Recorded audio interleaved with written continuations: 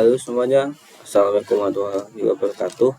Sebelumnya perkenalkan, nama saya Anjan Maulana dengan 3 digit M218 dari kelas praktikum D TRO 2024. Di sini saya akan membawakan penjelasan mengenai materi dan praktikum dasar sistem kontrol, yaitu instalasi MATLAB dan dasar Simulink. Nah, latar belakang. Perkembangan teknologi menuntut kemampuan dalam melakukan analisis pemodelan dan simulasi sistem. MATLAB dan Simulink adalah tools yang digunakan untuk bidang teknik, yaitu seperti analisis matematika dan kombinasi numerik, pemodelan sistem dinamis, baik mekanik, elektrik maupun hidrolik, kemudian simulasi dan perancangan sistem kontrol. Dengan memahami dasar MATLAB dan Simulink, mahasiswa dapat lebih mudah dalam menyelesaikan masalah teknik secara efisien dan akurat. Nah, kenapa sih harus ada yang namanya simulasi atau perhitungan sebelum kita membuat suatu sistem atau alat mesin, baik secara 1:1 maupun prototype. Kita harus memperhitungkan terlebih dahulu untuk menganalisa pemodelan dan segala macam hal-hal yang harus dipertimbangkan, yang karena dalam suatu kondisi sebuah mesin atau sistem dapat menemui kondisi yang dinamis, yaitu berubah-ubah. Nah, dengan adanya perhitungan MATLAB ini dengan beberapa perhitungan matematika yang ada akan mempermudah kita sebagai engineer untuk melihat karakteristik atau kemungkinan pada mesin yang kita buat, dan dapat mempermudah kita juga untuk menambahkan fitur semacam feedback atau lainnya. Nah, tujuannya yaitu pertama dari materi ini adalah memahami fungsi dan manfaat MATLAB serta Simulink, menjelaskan konsep dasar modeling dan simulasi, membuat model sistem dinamis sederhana menggunakan Simulink, menggunakan blok-blok dasar Simulink yaitu sourcing, MATLAB library, logic operation, dan lain-lain, dan melakukan simulasi sistem mekanik atau elektrik sederhana dan menganalisis hasilnya. Factoring Company Limited is a professional solution provider of beneficiation, crushing, cleaning, and drying equipment. The following shows you an efficient powder production line, Maksud saya which is MATLAB widely used in dry powder making of various metal and nanometers, and the particle size range is adjusted. Matrix Laboratory yaitu software untuk komputasi numerik, pemrograman, dan visualisasi data. Jadi, MATLAB adalah software komputasi numerik dan bahasa pemrograman yang dikembangkan oleh MathWorks. Nama MATLAB sendiri dari singkatan Matrix Laboratory, karena pada awalnya aplikasi ini dirancang untuk mempermudah perhitungan matriks. Nah,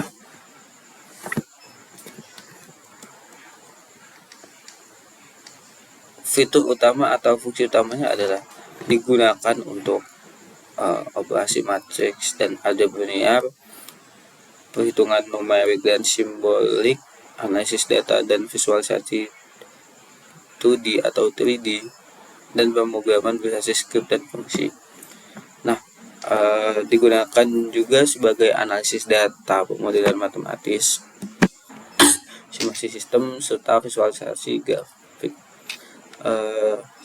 Aplikasi ini sangat kuat dalam mengolah matriks, vektor, dan array, sehingga populer di bidang teknis, sains, matematikawan, dan keuangan. Matrix juga menyediakan berbagai toolbox atau paket extension tambahan untuk bidang khusus, misalnya signal processing, image processing, machine learning, dan lain-lain. Nah, kelebihan MATLAB sendiri adalah sintaks sederhana dan mudah dipahami. Banyak toolbox untuk bidang spesifik seperti signal processing, control system, neural network, dan lain-lain. Mendukung integrasi dengan bahasa lain bahasa pemrograman C, C++, Python, dan lain-lain. Mendukung grafik 2 dimensi dan 3 dimensi, dan banyak digunakan dalam akademik maupun dunia industri. Nah, contoh aplikasi dari penggunaan MATLAB juga adalah ada di berbagai bidang, contohnya bidang kendali kontrol, yaitu mendesain controller PID untuk sistem motor DC, menganalisis respon sistem terhadap input step, lalu di bidang sinyal untuk pemrosesan suara, filtering, FFT, dan spektrum frekuensi, lalu ada analisis sinyal sensor getaran. Nah, ketiga di bidang data dan saintek, analisis regresi dan machine learning bisa dilakukan dengan aplikasi MATLAB dan juga visualisasi data dalam bentuk grafik 2D atau 3D. Kemudian di bidang teknik elektro dan mekanik, aplikasi MATLAB ini bisa digunakan untuk simulasi aliran listrik sederhana dan perhitungan gaya dan perpindahan pada sistem massa pegas. Simulink. Simulink adalah lingkungan pemodelan dan simulasi berbasis blok diagram yang terintegrasi dengan MATLAB. Fitur-fitur utama Simulink adalah yang pertama,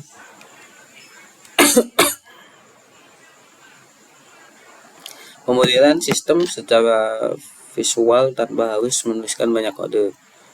Jadi di Simulink kita lebih memilih ke drag and drop placement block yang kita inginkan. Lalu ada mendukung simulasi sistem linear dan non-linear, memiliki banyak library blok siap pakai seperti elektrik, mekanik, kontrol logika, dan lain-lain. Nah, ciri utama Simulink adalah berbasis blok diagram. Kita menyusun sistem dari blok-blok, misalnya integrator, gain, fungsi transfer, sum, dan scope. Nah, Simulink ini khusus untuk sistem dinamis, yaitu cocok untuk menganalisis sistem yang berubah terhadap waktu, seperti kontrol, sinyal, mekanika, elektronika, dan sebagainya. Nah, fungsinya adalah sebagai simulasi sistem kontrol seperti PID, start, space, kemudian simulasi sinyal dan komunikasi seperti filter digital dan modulasi pemodelan fisik, yaitu mekanik, listrik, hidrolik, dan lain. Dan desain hardware in the loop atau HIL yang bisa diuji dengan microcontroller atau FPGA. Nah, kelebihan Simulink ini adalah lebih intuitif karena berbasis blok diagram, mudah diintegrasi dengan model matematika dari MATLAB, dan dapat digunakan untuk simulasi real time dan hardware in the loop HIL. Nah, karena Simulink memakai blok, jadi lebih mudah untuk kita membaca atau mengerti penggunaan Simulink kita atau sistem yang akan kita simulasikan. Dan juga lebih mudah terintegrasi dengan model matematika dari MATLAB. Nah, contoh aplikasi Simulink adalah simulasi respon motor DC terhadap perubahan beban, perencanaan sistem kontrol PID berbasis blok, analisis rangkaian elektronik menggunakan model symbol system. Nah, seperti yang sebelah ini adalah contoh penggunaan Simulink untuk transmisi kontrol otomatis sebuah mobil. Nah, kemudian ada yang namanya dasar sistem dinamis. Dasar sistem dinamis adalah sistem yang outputnya berubah terhadap waktu sebagai respon input tertentu. Jadi misal suhu, tekanan atau sudut itu yang dapat berubah-ubah terhadap waktu. Tegangan dan arus juga termasuk. Nah, dasar sistem dinamis ini terdapat perhitungan, yaitu fungsi matematika seperti persamaan diferensial, yaitu banyak sistem teknik digambarkan dengan persamaan diferensial order 1 atau lebih tinggi. Lalu ada transformasi Laplace, yaitu digunakan untuk memudahkan analisis sistem dinamis dalam domain frekuensi. Jadi tidak harus susah-susah menggunakan hitungan. Di sini menggunakan transformasi Laplace. Lalu ada transfer function atau fungsi alih representasi sistem dalam bentuk rasio output terhadap input di domain Laplace. Jadi nanti akan muncul semacam perbandingan, misal dari suatu tangki 1 dan tangki 2 atau ketinggian cairan levelnya seperti itu, dibandingkan dari yang didapat dari sensor dan yang ada di dalam tempat itu tadi. Nah, respon sistem transient adalah kondisi awal menuju keadaan tunar. Kemudian respon steady state, yaitu kondisi akhir saat waktu mendekati tak hingga. Contoh sistem massa begas temper dengan input gaya menghasilkan output berupa perpindahan. Kemudian kita masuk ke pemodelan sistem. Pemodelan sistem adalah proses membuat representasi matematis dari suatu sistem fisik untuk dianalisis atau disimulasikan. Nah, contohnya adalah pada sistem mekanik, contoh adalah massa, begas, dan damper. Model persamaan geraknya adalah F sama dengan M dikali A, yaitu dari hukum Newton. Transfer function diperoleh dari hubungan gaya input terhadap perpindahan output. Kemudian ada sistem elektrik. Contoh rangkanya adalah RLC atau resistor, induktor, dan kapasitor. Modelnya menggunakan hukum Kirchhoff, yaitu hubungan antara tegangan dan arus. Transfer functionnya adalah hubungan antara tegangan masukan dan arus atau tegangan keluaran. Kemudian pada sistem hidrolik atau pneumatik adalah contoh aliran fluida melalui pipa dan katup, model persamaan kontinuitas dan aliran fluida. Nah, pengenalan sistem kontrol. Sistem kontrol ada sistem yang dirancang untuk mengatur output agar sesuai dengan acuan set point. Nah, sistem kontrol sendiri dibagi menjadi dua. Yang pertama ada kontrol loop dengan terbuka, yaitu tidak ada umpan balik atau feedback. Nah, contohnya adalah mesin cuci otomatis dengan durasi waktu tetap.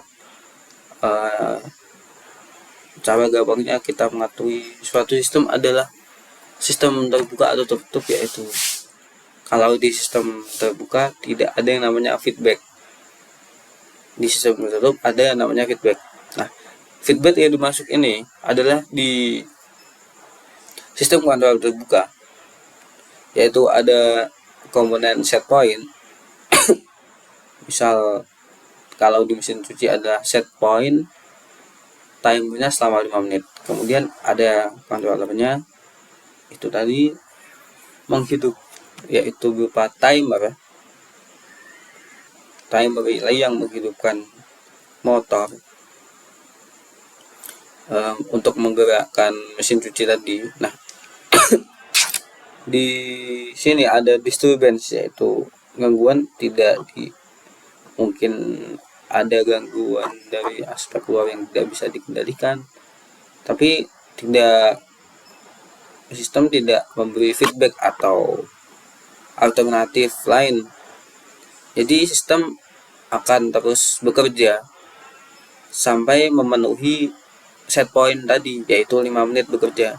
Tidak peduli misal di mesin cuci tadi ada barang-barang yang tidak diketahui atau tidak diinginkan selain pakaian, misal logam atau sebagainya, atau mesin cuci kelebihan muatan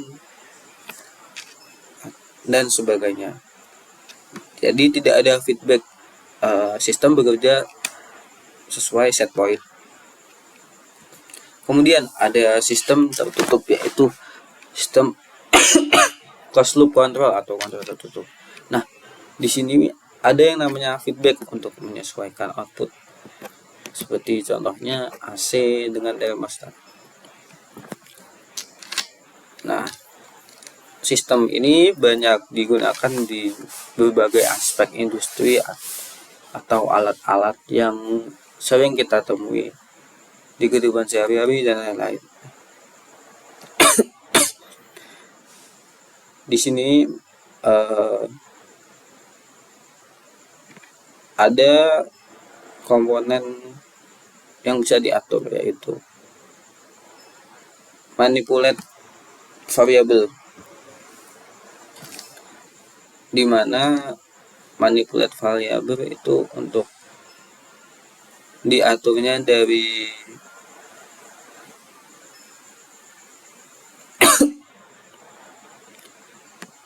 output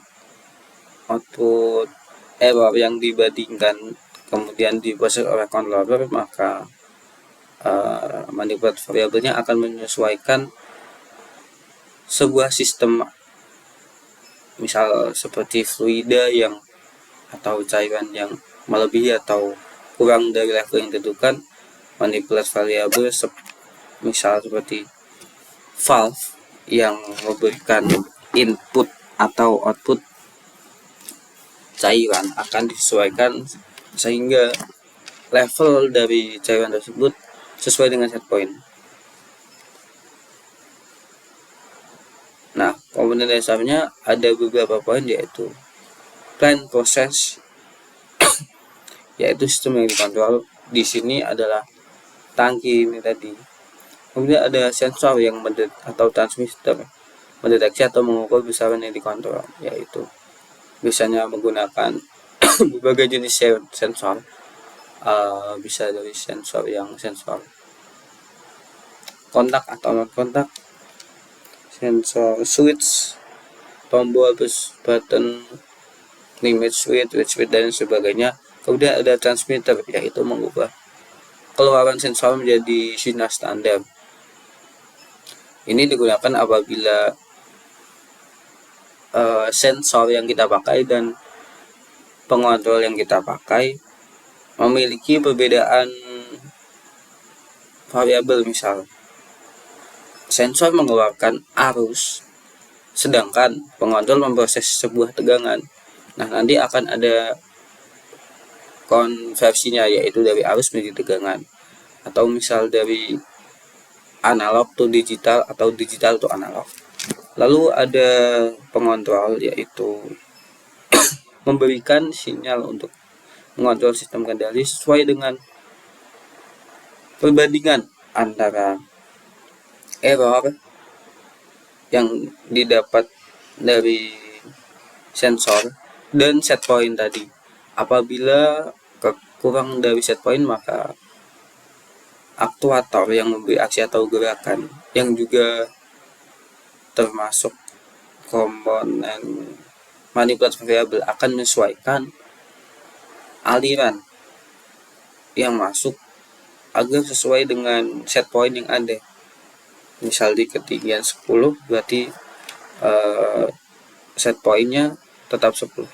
Nah, kemudian di sini ada yang flow out. Flow out ada aliran keluar, aliran yang tidak bisa dikendalikan atau sebuah komponen yang tidak bisa dikendalikan, itu disebutnya adalah disturbance variable, yaitu variabel yang tidak bisa dikendalikan.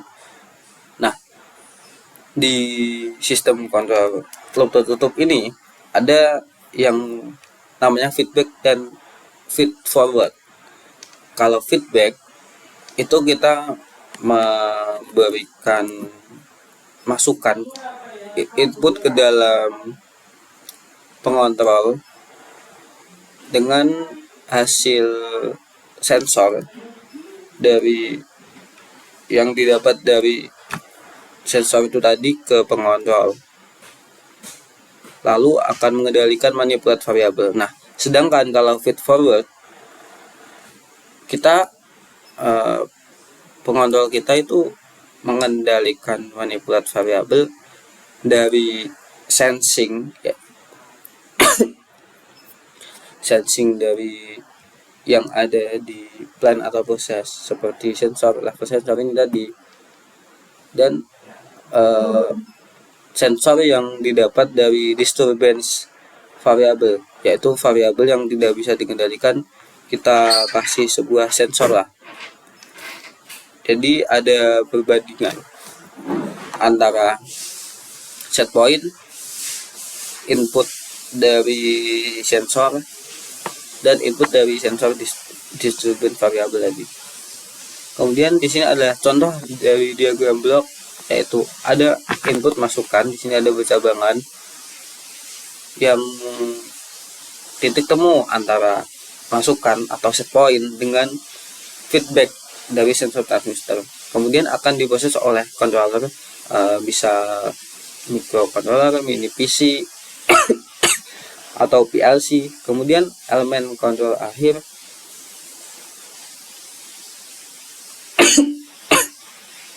yaitu ada memberikan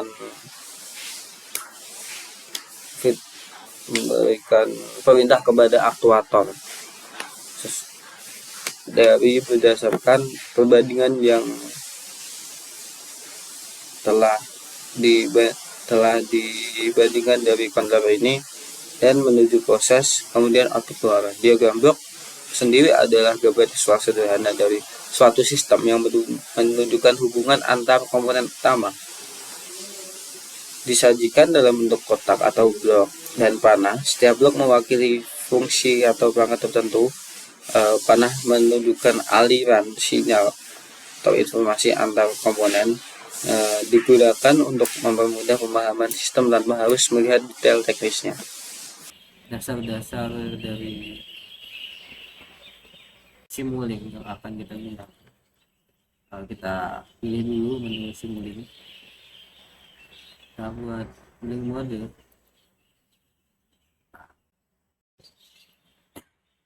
Di sini kita pilih library browser. Di sini ada banyak library. Kita klik Simulink sebelah sini. Nah, ada komponen yang sudah digunakan, blok, matematika operasi, logika, model, sync, source, dan lain-lain. Nah, di sini kita akan menggunakan source. Kita pilih yang sine wave untuk gelombang sinus. Nah, kita klik kiri terus geser. Kemudian sekalian kita menggunakan blok-blok yang lainnya seperti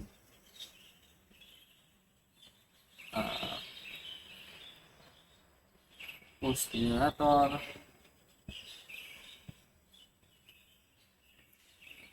ada rem,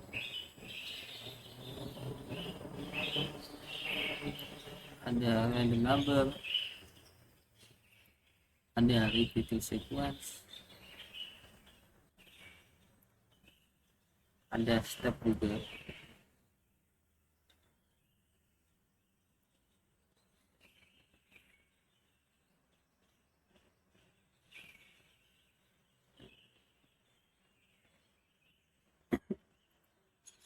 Nah, ini kan ada sumber tegangan atau gelombang. Nah, cara kita tahu bentuk gelombangnya kan pasti kita harus mengecek lah. Tahu kalau di aplikasi simulasi elektronika atau secara realnya kita menggunakan oscilloscope. Nah, kita di sini memakai yang namanya scope. Nah, bisa kita copy paste juga dengan Ctrl V dan Ctrl C.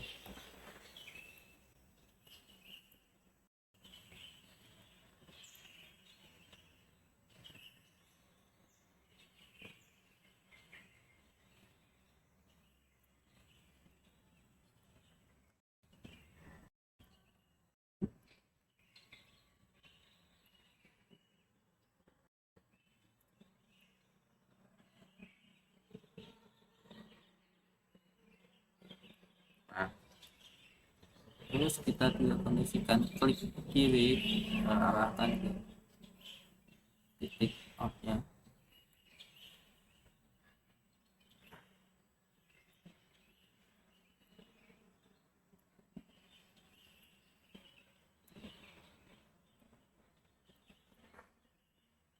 Nah,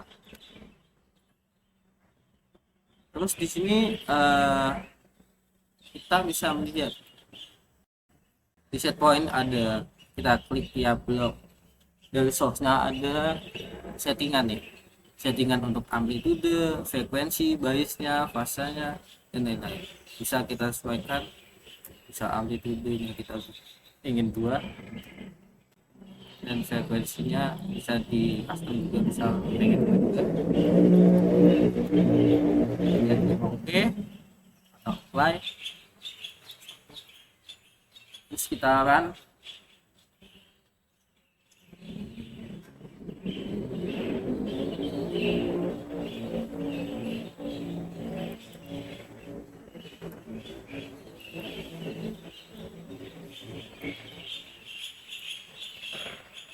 Nah, di sini keluar gelombang. Nah, di sini bisa kita lihat amplitudenya ada dua.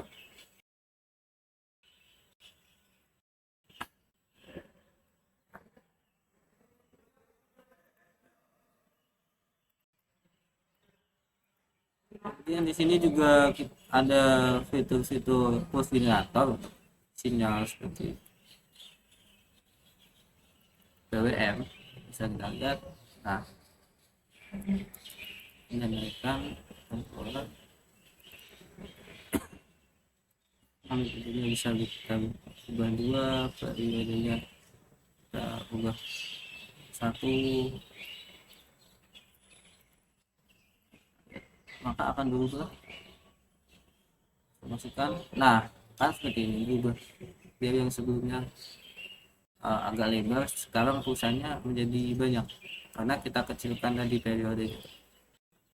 Kemudian di rem, ini untuk slope-nya, jadi kenaikan suatu gelombang jadi miring, misalnya dari 0 ke 1 dan akan seterusnya menjadi 1 ke detik. Ini masih kan. Nah, akan terus naiknya dari 1 naik 1 detik, naik 1, 2 detik, naik 2, dan seterusnya berkelipatan sesuai settingan yang kita pakai. Kemudian ada random number di mana akan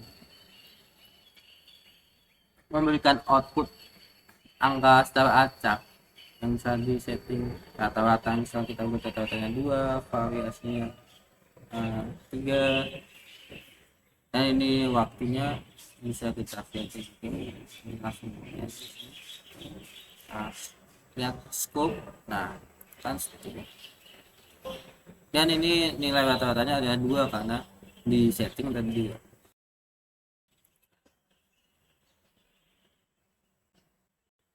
Selanjutnya ini ada repeating sequence, yaitu berulang-ulang kali. Repeating sequence ada yang bisa diatur satu kali. Dilihat dari scope.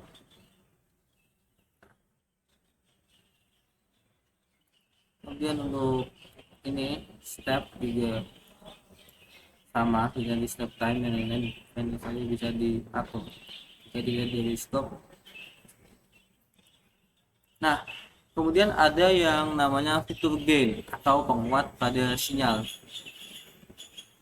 Mari kita coba di rangkaian sine wave untuk memperkuat sinyal. Kita ke command list block, ada gain. Mungkin kita tahu di output sine wave menuju input scope, yaitu di tengah-tengahnya. Kita delete dulu, kemudian kita hubungkan.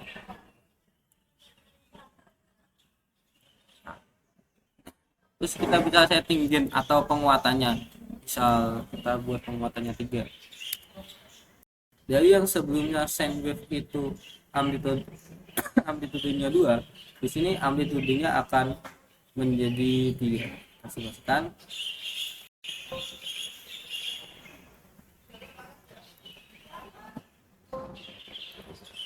Masih belum ya?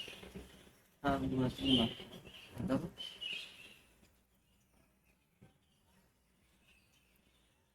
Kita run dulu.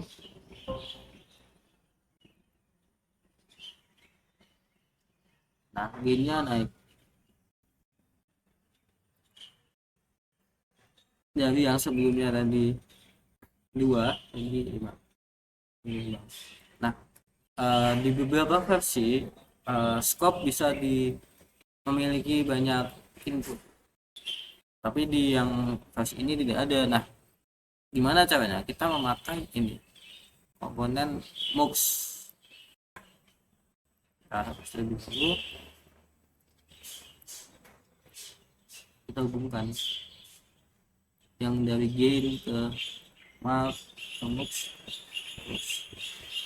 Input satu MUX kita klik kanan, geser dari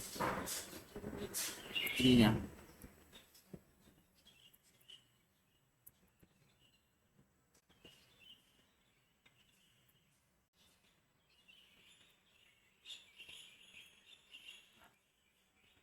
Kemudian kita klik ke sini, kita coba run, lihat apa yang terjadi. Nah, di sini ada 2 gelombang, jadi ada 2 inputan yang kita dapat dari input sine wave yang belum diperkuat dengan gain dan input yang sudah ada gainnya. Dan sekian video materi dari saya berupa MATLAB dan Simulink. Apabila ada kesalahan kata, saya minta maaf dan terima kasih. Assalamualaikum warahmatullahi wabarakatuh.